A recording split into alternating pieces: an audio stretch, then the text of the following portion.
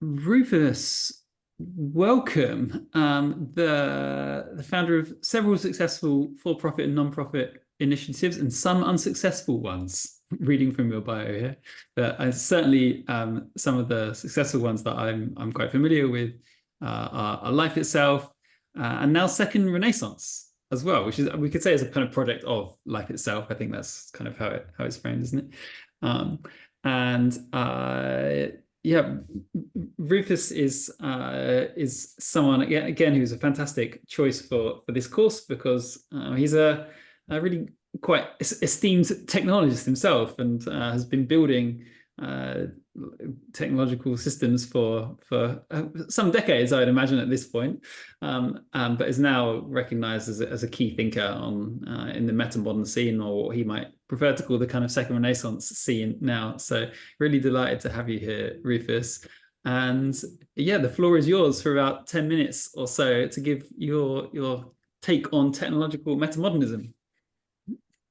Yeah, I think, thank you so much. And I'm also joined by hi, Sylvie. Yeah.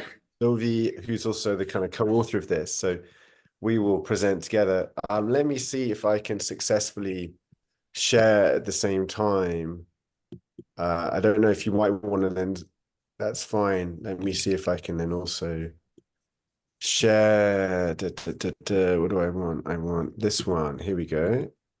Is that right? Can you see my screen? Looks like it's, yes, we can. Yeah. Okay, great. So wonderful to be here. Thank you for this opportunity, Stephen, and thank everyone for coming to this wonderful course. And lovely to hear from Ellie, who I've come across. I've read your work before. I don't think we've ever met, but it was wonderful to hear your sharing and engaging with the Silicon Valley system. Because I have 10 minutes, I'm going to go quite quickly. If you haven't heard of Life Itself, you can check it out online, lifeitself.org. But we're a collective seeding a second renaissance, or you could say a metamodern world for a radically wiser, weller world was our motto. We've been around for about a decade, working on this kind of area. And yeah, we prioritize inner development and cultural change in the service of a pragmatic tradition. So I want to kind of go relatively quickly today to kind of try and give the framing I'm coming with, and we're coming with, is what would be a second renaissance and metamodern, which you can think of as synonyms, please. Just we find second renaissance more accessible for people outside of this sector. But what is that kind of approach to technology? And to start with, I wanted to set for a moment and think of where we kind of have arrived at today in late modernity, roughly. And I would, perhaps a little bit of exaggeration, but crudely say technology as God.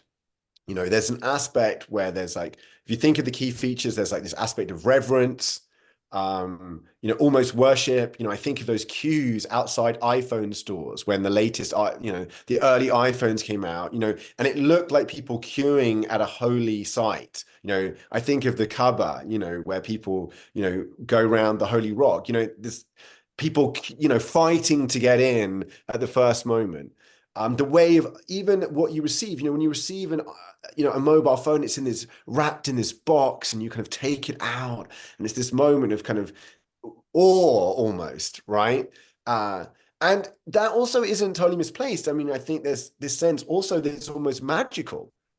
I mean, maybe that was always a little so, but truly today, it's like, wow, I get this tiny thing out of the box. I can call anywhere, I can do anything. Most of us, including myself, even if I'm a technologist, don't really understand always how it works, all of it works. And I think certainly for many people, it truly is that sense of magicness and kind of, incredulity. And then there's also, I'm not going to get into so much in this talk, and it's particularly strong recently, is the kind of transcendent, we're going to upload our consciousness. This is the future of the human race. This is our God. In the last, 10 or 20 years. I mean, the idea goes back a lot further in science fiction and other things. And then the one I want to emphasize today, and I'm going to talk about the most, is this kind of deference. There's this sense of like, we used to say on the the US banknote, it says, "In God we trust." But if, in now it should really say, "In tech we trust." And I can say, just to give it one example, I spent quite a while in policy making as well. Like I spent time, I used to work with Tim Berners-Lee. I advised the UK government for several years about tech policy and about open data. And there was just this almost knee-jerk thing in government, at least in the UK, and I felt that in the US and to some extent other countries that I went to, was just innovation was unadulterably good. If there's anything the left and the right and the up and the down agreed on, it was like more innovation. And there's this general sense, and you also see it, like we actually think that like Bill Gates or Elon Musk give us useful advice in areas outside of their domain expertise. The people we listen to, like old-fashioned kind of popes, are these tech gods. And so the point I want to make about that deference, and when I say to tech, and to tech as a system and as a process, is there's this kind of story in Zen of this horse. So there's this man, he sees a horse galloping towards him, and he shouts at the man as he goes past, like, "Where are you going?" And the man says, "Don't ask me, ask the horse." And this version of this was actually told, this story about tech, I actually first heard it from Thich Nhat Hanh, who's this Zen master, in 2013. And Thich Nhat Hanh, I don't know if people know that, but he was actually going to Silicon Valley. He went to Google, he went to Facebook, he was giving talks in Google and Facebook. He's really good friends with the CEO of Salesforce, Mark Benioff. And like Mark Benioff would organize these meetings where like all like the tech CEOs would gather in a room and Thich Nhat Hanh would talk to them. And he gave this really amazing Dharma talk that you can go listen to in 2013 called "Technology is Horse." And he was basically making this point, which was, we basically are handing over the direction of our societies in some way and ourselves to technology. And it's a horse. It's just running somewhere. It's not got agency, in that sense. Uh, and I think this is what's, particularly this pace at which technology is unfolding, the speed at which it's happening, the way it's moving faster, I think that we can often comprehend, and in directions that we've not considered. And we are really allowing it to, particularly advanced digital technology, to shape us and our world without reflection. And funny enough, yeah, time as tide will keep us going. You're quite right, because we're going to run out of time. So I mean, maybe just to say, you can see a bunch of literature on how tech shapes us. It shapes, literacy changes our brains. It actually changes the layout of our brains. We basically repurpose some of our brain that used to do facial recognition to basically reading text. But more interesting, there's stuff like recently The Shallows, which I know is in the reading list, and other material about how social media, how, just the fact we can do internet search shapes us. And I could go into some depth, but I'm trying to emphasize why we'd be concerned about letting the horse just go anywhere with us. And I want to then talk briefly about what would be a metamodern approach in a little bit of concreteness. So in the second Renaissance kind of key features, or in the metamodern list of like what is metamodern, I would say this kind of aspect of wisdom is really kind of key. And wisdom in a like operational sense, not like, oh, like there's people with long beards and casting spells, or it's Gandalf the Wise. It's like, what would actually mean to act wisely in this area? And I think you can think of certain really obvious things that relate to the horse story. So one of the things is the horse is going very fast. So one of the things is slowing down. Common to many, many wisdom traditions, I'm kind of from a Zen Buddhist background, is kind of slowing down.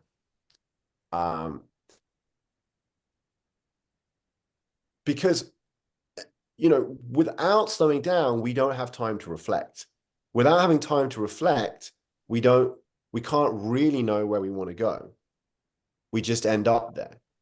And, you know, so I mean, it's actually a core form of Buddhist teaching in mindfulness. It's like the first thing is stopping, you know, slowing ourselves down. And that applies socially to technology. And I will come to a part of that, but you know, there's this aspect also about wise intentions. So combined with slowing down when it's appropriate, by the way. I'm not saying you always need to slow down wisdom, but when we're rushing like this, when we're on our horse that's out of control, we want to pull on the reins and give ourselves time. The second aspect is, where do we want to go? Where is our desire to create coming from?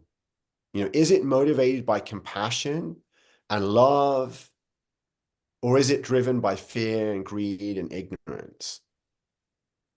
You know, and if you look at the ideology, explicit or implicit, largely in current like Silicon Valley, it's all about speed and growth. I mean, I even worked in like digital philanthropy. I was you know, a nonprofit, and mostly what I was asked about was scaling. Like the number one question was, you know, does it scale? How fast will it scale? All of this is about speed and size. And so, you know, I almost have a joke, but just as imagine, what would a future look like that we would want for technologies? You know, you show up at Y Combinator. I'd imagine many people on this call know what Y Combinator is. If you don't, it's like one of the world's most successful incubators, right? And you kind of go for 2 or 3 months, you're going to build your prototype and so on. But imagine you arrived at Y Combinator and they said, okay, no, you're not going to start building your prototype. We're going to spend days, maybe even weeks, really reflecting. Why are you coming? What is it you really want to bring into the world? You know, what is really in your heart? What is your deep intention? Right? That would be what we were doing, you know, and I think it would be fairly obvious in many cases that like building this, like, you know, I don't know, but there are many things that we could see that we're maybe building that don't really come from that place. So I'm just giving an example. Now, the point of this would be, just to make a really crucial point, which kind of goes beyond tech, is this requires that we actually cultivate wisdom in ourselves, which is, you know, a really kind of core point of this, which is, I think, beyond tech, is that for us to approach tech wisely, we need to be cultivating wisdom. And because of time, I just want to make this final point, which is obviously collective wisdom and collective action problems. The reason, and I've seen it in myself as an entrepreneur, is like, my God, but someone else will get there first. Or we all want to slow down AI, but how's that possible when, you know, China will do it instead if we don't do it? So clearly, and this is beyond the scope of the 10 minutes right now, we need to think quite deeply about the collective action problem. And I also want to say this also quite crucially, because one of the things in our current modern worldview, which again, I'm not going into in so much in this talk, is a kind of ideology of individualism and even the impossibility of collective action. You know, often when you debate about, for example, AI pauses or slowing down AI, people will just dismiss it like, but that's impossible. You know, someone else will do it. There's a kind of resignation about our ability to act collectively. But that's not true in human history. Like, we are able to act collectively in many areas. And part of it is kind of what you believe is possible itself determines what happens. So, you know, the greatest trick the devil ever pulled was persuading you he didn't exist. The greatest trick that late stage capitalism ever kind of pulled was telling you that politics and collective action isn't really possible. And so that is also a very crucial aspect of a metamodern, and I would say second-renaissance worldview, is a commitment to kind of exploring our inner being and the practical ways we can implement solutions to the collective action problem. Okay, Sylvie, I would just say, is a full co-author, but for time today, we couldn't do swapping back and forth, but she may answer some questions before one of us has to go for our son's school evening session. So thank you so much. Thank you very much, Rufus. So is that to say, Sylvia, are you leaving now? Is that what you You might meant? have like another 5 minutes Yeah. or so, or Oh, 10 minutes, and then you have to go, or then one then of I'd us love has to go. then I'd love to just pass it over to you, Sylvie, right now for, yeah, if you want to make any further Comment. reflections or additions on Rufus's piece. Well, I think one wants to reflect what was the purpose of tech originally, and what is often the purpose of tech is it fulfills often, in my view, 3 points. Is that increased comfort? Oh, even in the caveman, it's like, oh, I have a skin, and we don't read like I have a wild boar skin to put on and I'm more comfortable. Survival, I need to invent a knife to fight someone else's off. Efficiency, like, okay, how can I be more efficient? And they're wonderful thing. And we forget that actually we're actually all cyborgs. You wouldn't survive if you didn't have the technology around you. And it's like, oh, we're cyborgs that wouldn't survive without technology. There's something innate and natural about human being to create technology. And so what we're saying is not like, oh, we shouldn't create any tech or have a bad, Yes. But it's more like seeing that we have such an intricate relationship with technology, where the edge of it is really kind of reflecting on our consciousness and how much that impacts our consciousness. And took to any extreme, today our technology has brought the comfort to a point that we cut ourselves out of reality by, we're in virtual worlds and video games, and we don't know how to enjoy nature and enjoy each other's presence. You see teenagers not knowing how to have social interaction.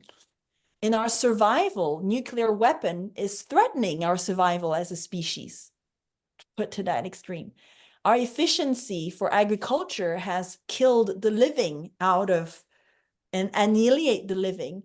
So I think for me in the Metamodern and second Renaissance is not say, oh, let's not do any tech, but like, Yes. oh, where is it serving us and where is it disserving us? That's why I say it's like taking the push to an extreme. Technology is taking away the being out of human being. And partially AI has pushed us to kind of, if what differentiates us from animals were our consciousness, and now there's this question of like super consciousness for AI, then what differentiates us from AI is our animality, is our body. And there's maybe and the fact that today the downside and positive side of AI conversation pushes us to reflect on what makes us unique. What makes us unique as human being? Is it our intelligence, our physicality? Well, I would say is our consciousness, our ability to have consciousness. And so that's something we really want to grab with our 2 hands and embrace, that we have the ability to be conscious. And that's my bell, my mindfulness bell to say it's free to go. If you want to say hello, you can say hello very quickly. Hey. Okay. Now I am on a call. You're supposed Thank you so much, Sylvie and Rufus. Okay. I've been speaking along and time is getting on. So actually, I think I'm just going to open it up to anyone that would like to ask a question to either of our speakers, or if you like, it can be more of a point that then we can ask the speakers to riff off. But yeah, the floor is open. As you come up with those questions, I might ask Ellie. So we heard quite a lot about wisdom in Rufus's talk there, which I don't think was I mean, you emphasize the word meaning and flourishing, but is wisdom a word that you're hearing? Actually working on the front line, as it were, in for sure, AI and in the SF scene. Yeah, absolutely, yeah. So we actually, it's very hard to basically, these are all conversations of like, how do we define the good, right? And then people have different names. It's like wisdom, flourishing, meaning, vitality, like whatever. However, so meaning, how we define it is like the moments that kind of like when we're really present with life, like what are we paying attention to? And usually in those moments, there's a wisdom, right? There's kind of like a certain, there's a reason why we like pay more attention to a beautiful sunset than just to kind of like a completely disembodied conversation that's happening on our side, or, like a piece of media that doesn't speak to us. And then if you actually start mapping out all these sorts of meaning, all the things that like people pay attention to, that they kind of like feel really connected and kind of in tune with life, then you see that those actually map into like a wisdom graph. You can see kind of like how they could be even like a map of moral evolution, of the evolution of like consciousness, like trying to kind of like make sense of itself by deciding and becoming ever more discerning of what are the things that are worth paying attention to.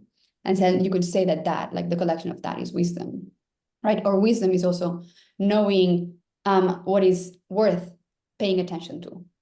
Is it worth paying attention to your son, or is it worth paying attention to TikTok? It's not coincidence that most people will find more meaningful to like pay attention to their son or, you know, someone that they love than TikTok.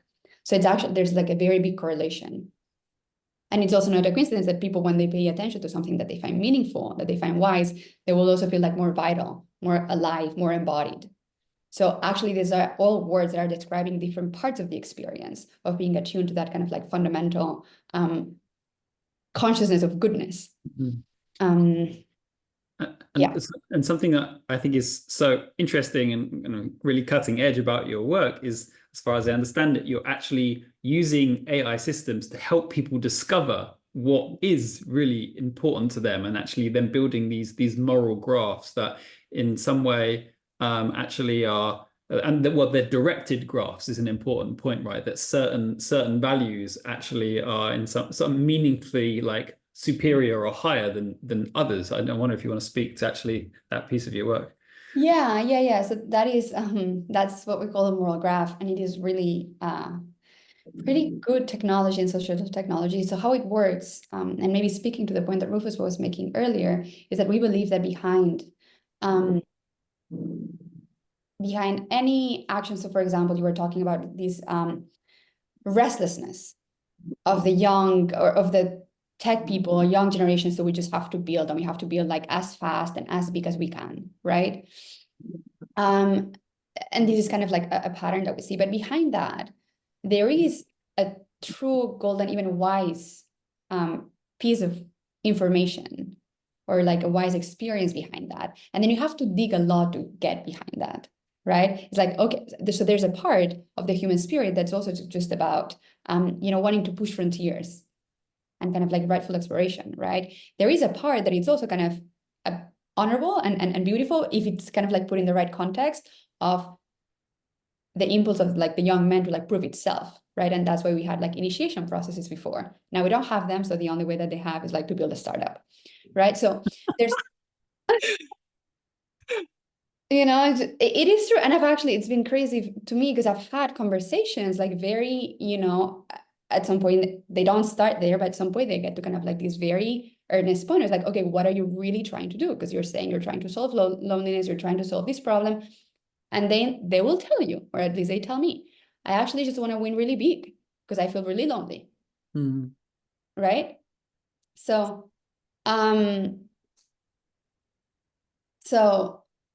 sorry, I read a comment and I got a bit distracted. So basically what we try to do is that we go through this process where we kind of like try to get behind people's real motivations, but kind of like also like real interesting like reasons behind like their preference for like certain political slogans or like certain kind of like work directions or like habits that they have. And then that's what we call a source of meaning, right? And so then we built this process that was kind of for OpenAI and kind of deciding how ChatGPT should respond to like contentious questions, where we presented participants with like a intentionally contentious question. In this case, like, I'm a Christian girl and I got pregnant, should I get an abortion? Very spicy. And so then people would kind of, instead of being like pro-life, pro-choice, it was like, no, actually, like, what do you pay attention to when you have to take a really difficult choice? Like, what is for you wise to attend? And then we would like collect this information in the form of like a meaning card. And then they would go into another screen and just kind of like by that, so this first part of the process is a process of reflection, right? It's kind of like a guided journaling exercise. And just doing that, people like doing this much better than just like voting for a candidate or like, standing by a political slogan, because they feel like much more understood. They feel like it actually helps them clarify what they care about. And then they feel like more seen than, by any of these slogans. So that's the first screen. But then after, we present them with stories. These are AI generated stories, and we tell them this person used to believe this thing or used to act this thing, and now they act by this other value, and these have kind of like values like the ones that they articulated. And then we ask them like, do you think the person became wiser in this transition? Yes or no? It's kind of like stories, right? We all can connect with stories. And then people vote. And then with this voting, we're actually kind of like mapping a graph of like what are wisdom upgrades, we call them, that are like clarified in meaning cards. And then in the final step, what we actually saw was that like a lot of people actually voted values that weren't theirs as wiser than theirs. Like, can you imagine this in an actual kind of like political debate, people saying like, oh no, you're wiser. Like, you know, what you're saying is better than what I'm saying. No, because like the whole debate is like rigged for like incendiary takes, right? But in this case, when you talk to people, not as ideologies, but kind of like speaking to this kind of like golden piece of wisdom that they all carry inside, then it's much easier to kind of enter in this space where like inspiration possible. Yeah. So then we ended up creating a graph, and then this graph like maps these wisdom upgrades, and then there's values that, you know, are voted as like the wisest values. And it's actually really interesting because in our case, in the abortion question, the person that ended up having the wisest value was someone who was actually a Christian girl who had gone through the same, like who had become pregnant and like at some point wanted to get an abortion. And then when she was talking to the chatbot, trying to articulate the value, she was basically saying all the things that she wished she had at that moment, all the support that she didn't get. And then it's really interesting how like that ended up being the value that surfaced as kind of, she had this particular expertise in this particular situation. That doesn't mean that she's the wisest person in terms of like policy or in terms of like every aspect of abortion. But it's really interesting because it does mean that like there's a certain connection about like meaning and like connected to like context and wisdom that's like depending in an expertise. And there's another types of wisdom that's kind of like more general. But in this case, we really look at how like wisdom is connected to expertise in certain contexts. Thank you so much, Ellie. So Rufus, I might. Oh, where did you go, Rufus? Oh yeah, you're there. Yeah, bring you back in just to like dig into that question of wisdom a bit more. So we've heard from Ellie actually that her team are actually taking a kind of democratic approach to wisdom, almost actually allowing people to vote on what's considered like a wise or wiser move. But personally, I'm also very sympathetic to the idea that there are people like Thich Nhat Hanh, you know, that come from like wisdom lineages that have like you know, generations of kind of wisdom that has been passed down in a very important and useful way. So do you think both of those have their place? Is there kind of a democratic notion of wisdom that can sit alongside this kind of lineage approach and perhaps others? Yeah.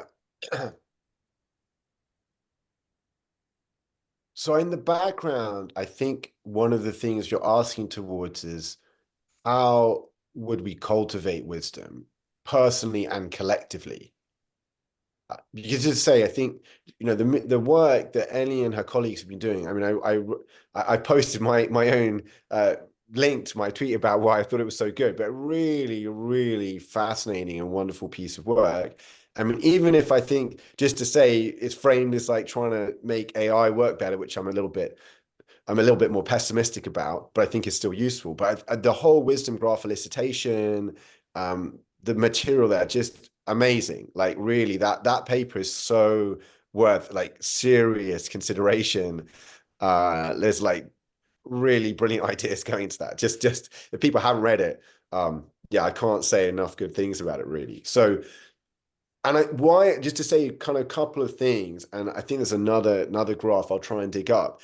In terms of our ability to be collectively wise and to kind of operationalize wisdom in some meaningful way, like actually allow us to take more wise actions in the world, there's kind of different parts, right? There's an ability for us to look deeply into ourselves, and there's ability to kind of make sense with others, to aggregate preferences. If I was an economist once, so for my sins. So one of the things, just to kind of again shout out to the work, that paper, is like the wisdom graph elicitation is kind of this really, I think, interesting approach to group, making group preferences. And they use the term wise, which I think is fairly appropriate in their paper, but yeah, they don't go into so much detail, but this idea of people voting, if you go into the paper, and it's a real advance on like polis and other things that people know. Like I was once involved, again, for my sins, in liquid democracy stuff for quite a while. And yeah, there's a lot of limits. So I think it's a really interesting model in more generally than just even value elicitation that they're using it for there. But I just want to emphasize, so this is kind of issue of like, what do I, Rufus, want to do? And just to say, by the way, the horse story in Zen was originally told about people. The Zen story was originally like, hey, I'm rushing around doing things in my life and I'm not really reflecting. And so there's really two parts to us being wiser, which is this kind of ability to think for ourselves what we truly want and to act on it. And then for us to do that as a group and act on it. And we are talking about metamodern stuff and second renaissance, so like worldview things, right? We want, if we're getting into integral terminology, like everyone should get everyone's hand up here if like who's heard of integral. In fact, like it could be a bit harsh that metamodernism is basically integral, old integral wine in new bottles. But basically, if you're interested in the worldview part here, which is what metamodern roughly is, how does that help us be wiser? Or why is it relevant to us being wiser? Yeah. So, there's a lot in there to unpack, right? Which is that for what is it, so maybe I'm going to give one illustration that's concrete. So in the Thich Nhat Hanh talk, he's gone to Google and he's like to this guy at Google, this engineer, we should have a mindfulness bell built into Android. Like it should just go off every 15 minutes and people should get like this ding and like their phone should stop basically. And they should have to be like, come back to the present moment. And now what do you think the engineer says? Like, because this is an engineer, by the way, who's talking to Thich Nhat Hanh, so he's probably quite into mindfulness already, right? He's had all the Google engineers that there. He's like, it sounds great, Zen master, but we can't impose that on people. It's got to be an option that they will switch on. Now, Thich Nhat Hanh said something very interesting. He's like, no, it should be turned on for people in this case. Because people don't always know their real needs or wants.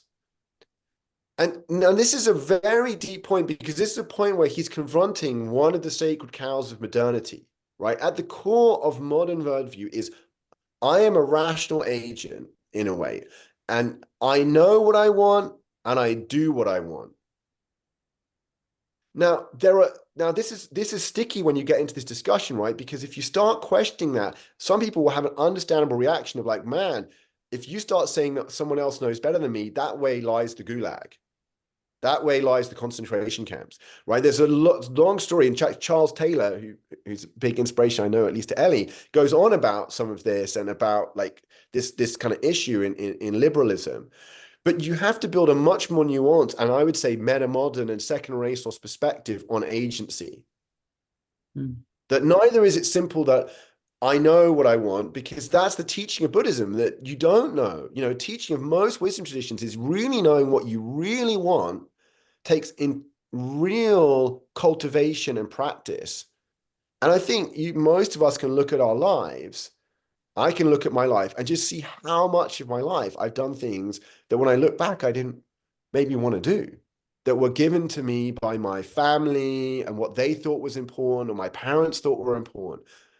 I mean, I became an academic for a while at Cambridge, and I did not want to become an academic economist. But I know that my mother thought it was a good idea in some way. God bless her. She's very lovely, but doing weird, random stuff she didn't understand wasn't going so well. So I'm just trying to say that we can really see that takes skill and capacity. And so why this worldview stuff is to even question, at the root of it. I mean, it's the critique I have, even is when you look, when we question, Mark Zuckerberg, or we critique Facebook, he can just say, but I'm giving people what they want. I just gave them an algorithm that literally gave them, other than the advertising, more of what they wanted. Mm. And that didn't work so well. But to question this really takes you somewhere quite deep in questioning the worldview. And it then takes some subtlety about what it is to know better, or like what people or what states are we in, or how do we cultivate those, and to imagine it. Because at the moment, the only way we really regulate things in modernity is you have to have, basically, there's either an externality in economic terms, or you're a child. Or you're the equivalent of a child, i.e. you've become addicted. Those are the things we're allowed to regulate in modernity, which is you either aren't yet a rational agent, or there's somehow an externality. But in a lot of this stuff, there isn't an obvious externality at the moment. Thank you, Rufus. Oh, okay, we've got some people wanting to respond, so let's go with Anna first. Well, to respond, but to continue and to ask a question. Yeah. Thank you both so much. Rufus, really resonate with what you're sharing. Ellie, I've seen the video, like that video that was shared a long time ago in February, I think last year, and that was really inspiring. So really appreciate your work. As I was listening, I'm going to take a little controversial point that is related to what Rufus was saying just now, which is on human flourishing. I wonder if we can actually ask if that's the question that is capable of leading to an answer, in a sense. I've been really inspired by actually James Bridle's next book, Ways of Being, where it's all about our the web of life and so on. Kay McDowell has done great work on this. And so I'm thinking a lot about the kind of the interspecies futures and the role of technology as a service to kind of decentering ourselves and to getting in relationship with all these other beautiful forms of life and intelligence. And so yeah, so I guess just bringing that to and contrasting that with human flourishing. And I wonder if either of you, I guess, have anything to say on that. And thank you again. Thank you. Let's take Daniel's point as well, and then we'll let Ellie and Rufus respond. I'm sure, and mine, we'll see if there's time, but it's a different piece. Just wondering, for Ellie, for Rufus, for all of our presenters, you're also involved in movement building around these kind of pieces, and especially when you operate in, Ellie, as you sort of described, that sort of frantic San Francisco pace of different things that really is so transactional rather than sinking into the presence that's critical to the work you're doing. How do you go about doing that when so many of the people who you're likely reaching are embedded within that sort of a culture? Yeah, good question. Ellie, do you want to respond to those first, Ian? Yeah, so I respond first to Anna very quickly. And to a comment that was left before. So I'm not saying that human flourishing is the only thing, or that wisdom and meaning and embodiment or relationship to others are the same thing. What I'm saying, and maybe it wasn't clear enough, is that so people keep having this experience of tapping into a field of consciousness that feels fundamentally good and loving and expansive and connected. And then people use different, as they tap into this field, they use different expressions of the field to communicate how it feels, right? And so kind of some people will make that of the web of interbeing and connections to others. Some people will kind of talk about this experience of meaning. Wow, when I'm tapping into this field like this, what I'm paying attention to. Some people will talk about embodiment, because when they tap into this field that, when they feel most in their bodies. Some people will talk about this in the experience of being in clear light and awakening, because kind of when they're tapping into the field, everything feels kind of more expansive and transparent. And so that does that make sense? That it has kind of many layers, and then different people, they are all part of the thing, and they're all connected to each other, right? The things that feel meaningful, they're also more embodied. They're also kind of more conductive to being in the expansive state. But they're kind of slightly different expressions of the thing in itself. And there's beautiful bodies of work in each of these traditions that kind of build on top of each other. If not, I'm happy to, like, you can send me another question and I'm happy to read more of that. But just to kind of reply to Daniel, what you were saying, and also kind of like a bit connecting to what Rufus was saying. So how I see it is that there's like two big, wicked problems, and they're both super complicated. One of them is a problem of insight, transformation, wisdom, being in like right connection. It's an energetic problem, right? And you can kind of like add on it like a worldview problem. So you can talk a lot of worldview, which I've done for, you know, like my research was in social imaginaries, no narratives, no social myths. And then I'm like, oh yeah, I could like write books forever. But, you know, actually there's kind of like a deeper question of like resonance, you know, who are these ideas like resonating to? And like, what do I need to do in myself, in my own body to kind of like be able to like resonate with certain concepts, right? And that's why you see, you can call this like part of the problem, like, oh, are people like healed, grounded, like do they feel safe enough, you know, have they gone to Burning Man, done ayahuasca, like whatever. But there's kind of an insight thing that naturally like makes people like gravitate toward a certain set of ideas. But then there's like another big problem, that's like, oh, actually we forget that like people have been, you know, doing the ayahuascas and like going to Burning Man, and kind of like we had like the 60s hippie summer, and like things still suck, right? So kind of like, what do you do after the transformative insight? Because, you know, some of the people that I've met in those circles, like some kind of like pretty high up, like they know these things, like they've been experimenting with these things for a long time. Like there's a lot of like esotericism in this sort of fields. And then what's lacking, you could say that like, oh, maybe they haven't surrendered to it enough, which like fair in some cases it is the truth. But then it's like, what I see is like a lot of hopelessness. How are we even gonna tackle this? Like, it's just another circle, like another like ayahuasca, like another festival. Like, how are we really gonna tackle this? Because like this beast, this like connection of like systems is just kind of like much bigger than any of us, right? So there's this kind of like whole systemic issue that's not even a mindset problem. It's not a worldview, like it's connected, because you can have all the tools in the world, you can have all the intelligence in the world, unless your heart is in the right place, you won't be able to take it. But they're kind of, you know, parallel problems. And so kind of maybe what I've come to in the end, kind of being like, oh, all right, this is what I'm really playing, is more of it's less about regulation, as I do agree very much with the points that you were making, Rufus, of people need to, people don't know what they want, right? But it takes skill to do that. It takes skill to discover it. A time or capacity, yeah. Guidance. I think for me, it's less about regulation and more kind of like, we need good wisdom structures and initiatory structures, you know, that take people where they're at and was like, oh yeah, are you lost and hungry for the world? Like we all are in our 20s. Like this is like the ways that you kind of like enter in reconnection with like, what does it mean to like yield power? Like, you know, increasing scales, like what does it mean to create tech?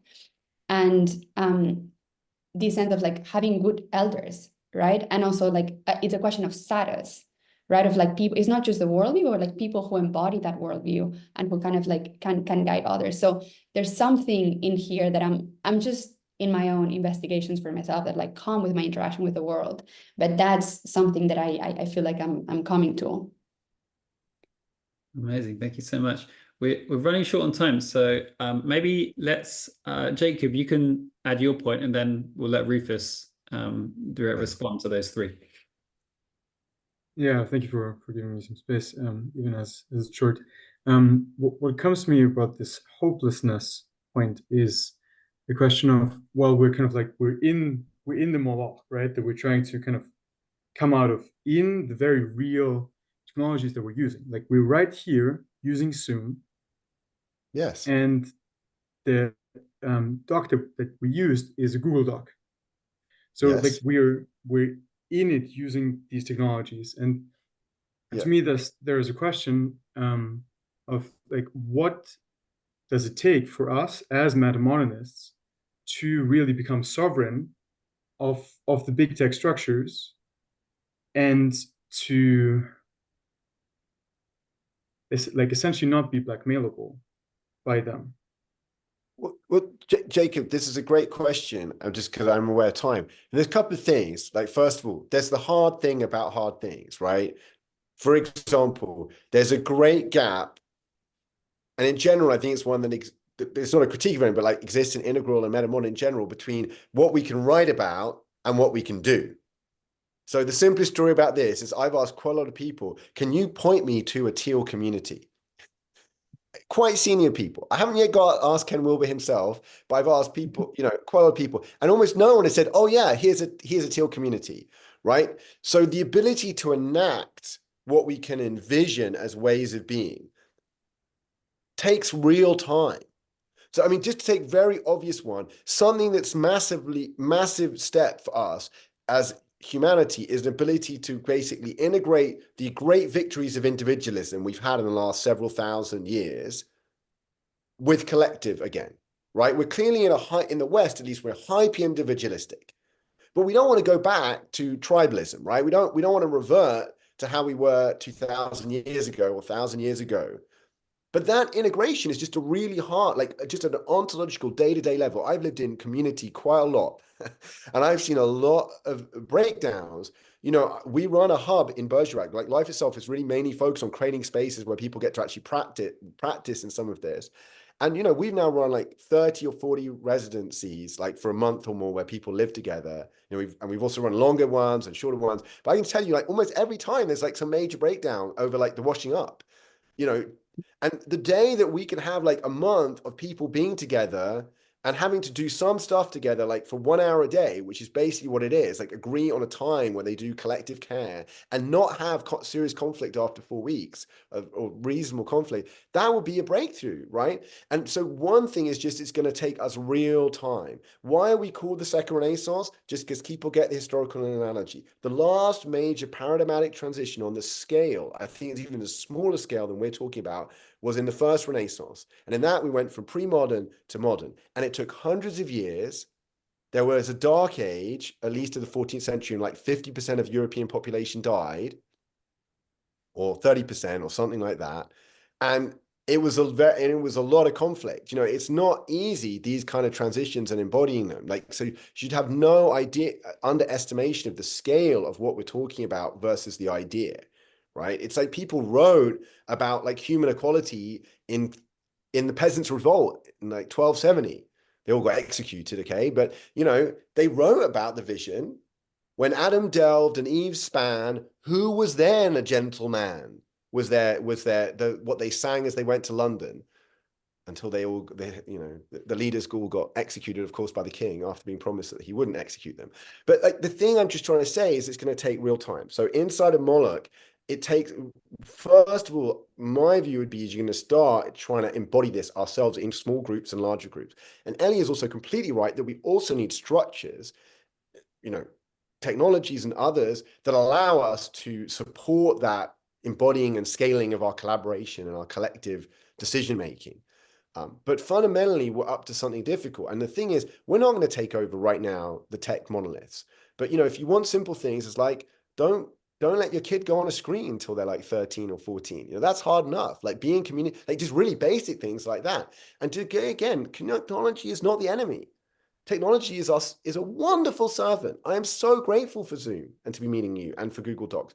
But it is when it becomes a runaway horse that we must think, which it has become, I think, in many ways. That's what I'd say. But it's like we've got there is real hope. That's what I want to say, is there's real hope, but it also isn't going to be easy. Thank you so much, Rufus and Ellie and everybody, for your attention the last couple of hours. That was week 1 of technological metamodernism, and wow, I'm feeling super stimulated. I'm packed full of good ideas. So yeah, feeling really grateful to you all. We'll be back sort of same time next week. I will send out some suggested preparatory reading for the second session. I thought that was done, but actually now I'm going to reflect on that a little bit more, or maybe tweak it a bit, given what I've heard today. Please keep adding comments on the doc. As I said, it would be amazing if by the end of this 4 weeks, it becomes a fantastic resource for an even broader community. and please also use the Telegram group to keep these conversations going. And I'll make sure that the Zoom chat log is in the notes somewhere, so nothing there is lost. Yeah, see you next time. Take care, guys. Bye. Thank you. Thank you, everybody. Thank you so much.